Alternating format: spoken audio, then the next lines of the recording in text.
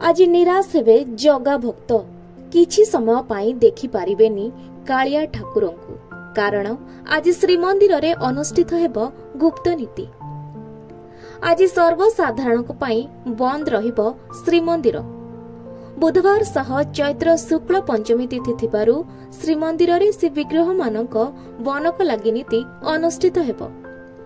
एने द्वितीय भोगमंडप शेष हेबा परे आपाततः अपराह्न 5टारू रात्र 10टा पर्यंत 5 घंटा पाई सर्वसाधारण को पाई जगा दर्शन बंद रहिबो बोली श्रीमंदिर प्रशासन पक्षरु सूचना दिया जायछि।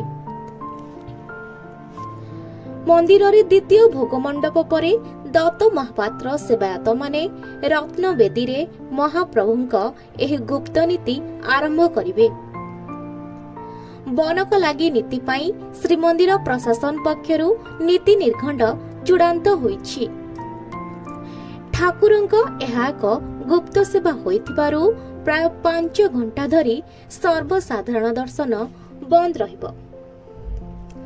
श्रीमंदिर प्रथा और परंपरा अनुसार श्रीमंदिर रे प्रति बुधवार किंबा गुरुवार बनक लागि नीति पालन हेबार विधि रहिछि।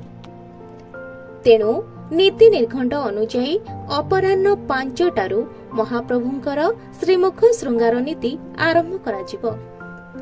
प्राय 5 घंटा धरी एही बनक लागि नीति करा जाउथिबा बेले महाप्रभुंक श्रीमुख को विभिन्न प्राकृतिक रंग रे सज्जित कराजिबो।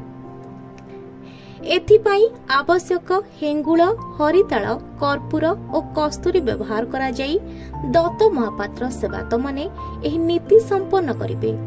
एही बनक लागि बा श्रीमुख श्रृंगार द्वारा श्रीजीव मानक मुखमंडल अधिक सुंदर और आकर्षणीय देखा जाइଥାଏ।